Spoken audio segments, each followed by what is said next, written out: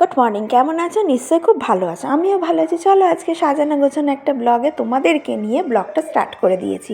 আশা করি তোমরা ভালোবাসবে, আর ভালোবাসলে কিন্তু অবশ্যই লাইক শেয়ার সাবস্ক্রাইব করতে কিন্তু ভুলবে না।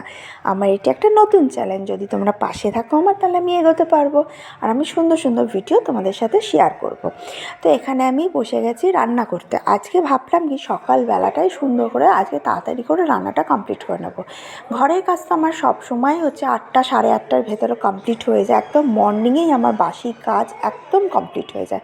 তার সাথে সাথে ভাবলাম আর বসবো না, আগে রান্নাটা সেরে ফেলি। হাতে সময় রেখেছি 1 ঘন্টা, মানে এখন কিন্তু বাজে ঠিক 10টা, ওই 11:30 11টা 10-15 আমি মেয়েকে আনতে যাই। ভাবলাম এই টাইমের মধ্যে 1 ঘন্টার মধ্যে চিকেন আর একটা রান্নার পথ কমপ্লিট করব, এটা টার্গেট রেখেই কিন্তু আমি রান্না করতে বসলাম। যদিও ওই টার্গেটটা আমি সাকসেসফুলি হয়েছি, মানে কি বলতো, সত্যি 1 ঘন্টা 15-20 মিনিটের মধ্যে আমার সব রান্না কমপ্লিট হয়ে গেছে। আর এই যে আমি চিকেনটা বসিয়ে দিয়েছি একদম। আজকে হচ্ছে চিকেনেরটা কীভাবে করব, চলো একটু রেসিপিটাও শেয়ার করা যাক। তোমরা যদি পারো তো করতে পারো। আমি এখানে পেঁয়াজটা লাল করে ভেজে নিয়ে চিকেনগুলো ভেজেছি। ধনের গুঁড়ো, জিরের গুঁড়ো, লঙ্কার গুঁড়ো, নুন, হলুদ সমস্ত মশলা দিয়ে দিয়েছি। সেই মশলা দিয়ে কিন্তু আমি চিকেনটা করব। ওটা আর বললাম না কীভাবে করব না করব, ওইভাবেই করব যেরকম চিকেন হয়। এবার এখানে আমি 5 ফোড়ন দিয়ে আর একটা তাড়াতাড়ি করে একটা ওভেনে, মানে ওখানে ওই পাশে রাইট দিকটা আমি কিন্তু এখানে চিকেন কষা করতে দিয়ে দিই, আর লেফটের দিকটা আমি কিন্তু সবজিগুলো করতে দিয়েছি, মানে সবজির তরকারি করব।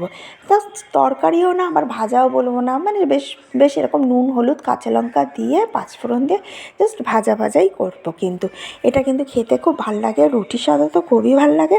আর দেখো শীতকালে আমরা বাড়িতে দেখবে সপ্তাহে লাস্টের দিকে বেশ কয়েকটা এগুলো কিন্তু প্র্যাকটিক্যাল দেখবে, অনেক হয়তো একটা পটল বেঁচেছে, ঝিঙে বেঁচেছে, উচ্ছে বেঁচেছে, যেগুলো বাঁচে সেইগুলো বাঁচাবুচি দিয়ে সমস্ত কমপ্লিট করা।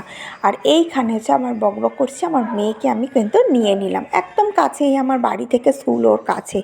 তারপর হচ্ছে ওর আবদার, ওই সারাদিন একটুখানি বেরিয়ে বলবে এটা করেছি ওটা করেছি, স্কুলের এই পড়া হয়েছে, এগুলো বেরিয়ে টেরিয়ে তারপর ও বললো মা একটু টিফিন খাবো। ওকে যদিও আমি টিফিন দিই, কিন্তু দেখো সবসময় একটু আবদার মেটানোটাও বাচ্চাদের জন্য, মানে বাচ্চারাও আশা করতে পারে। তো চলে গেলাম মঞ্জিনিসে। মিয়া মরে গেছে। মিয়া মরে গিয়ে আমি ভাবলাম কী খাবি বল। ও তো ফার্স্টে দেখছে কী খাবো না খাবো। তো ওর তো সবসময় চোখ চলে যায় হচ্ছে এইসবের দিকে, মানে চিকেনের দিকটা, চিকেন, তারপর হচ্ছে বার্গার, এইসবের জায়গায়। তো ঠিক আছে চলো কী করা যায়। তো ও নিল হচ্ছে চিজ চিকেন কাবাব, ঠিক আছে, এটা নিল। এটা আমি একটু টেস্ট করেছি, সত্যিই খেতে সুন্দর লাগছে। আমাদের যদি ভালো লাগছে তাহলে বাচ্চারা কেন খাবে না বলো। তো এই যে ও নিয়ে নিয়েছে, ওর খাবে, আমরা অর্ডার দিয়েছি, অর্ডারটা আসবে। আর এর মধ্যে কিন্তু প্ল্যানিং করেছি যে আমাদের কিন্তু সালোয়ার কিছু তুলতে হবে, গোল্ড, মানে আজকে অনেক কাজ আছে। ওকে কিন্তু আমি কি করেছি, ওকে আমি বাড়িতে নিয়ে গিয়ে ওকে আবার বাড়িতে রেখে দিয়ে এসে আমি কিন্তু বেরিয়েছি।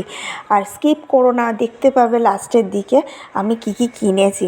তো চলো দেখাই যাক কী কিনেছি। এই যে দোকানে এসেছি, এই সিকোয়েন্সির আমি একটা সালোয়ার নিয়েছি পিস। আর এখানে আমি দেখছিলাম গোল্ডের দুটোর মধ্যে অপশান আছে, কী নিয়েছি পরেই বলছি। এই দেখো এই যে লকেটটা আমি কিন্তু কিনেছি, আমার মেয়ের জন্য কিনেছি, ডেলি ওয়্যার পরার জন্য। খুব একটা বেশি হালকা ওজনও না, আবার বেশি ভারী ওজনও না।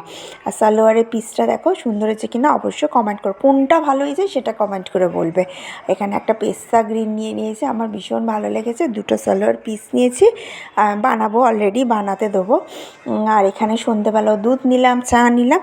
তার মধ্যে দুপুরবেলা পার্সেল এসেছিলো মিশো থেকে, এই যে নিয়ে নিলাম। আমি ঘরের না প্রতিটা জিনিস দেখবে, আমার যখনই একটু সংসার থেকে টাকা আমি সাশ্রয় করি, আমি টুকটাক টুকটাক কিনতে থাকি। ঘর সাজাতে আমার ভীষণ ভালো লাগে, আর এগুলো আমার ভালো লাগে। এরকম বেডশিট আমার কিন্তু পাতা আছে। ভিডিওটা ভালো লাগলে লাইক শেয়ার সাবস্ক্রাইব করে দিই।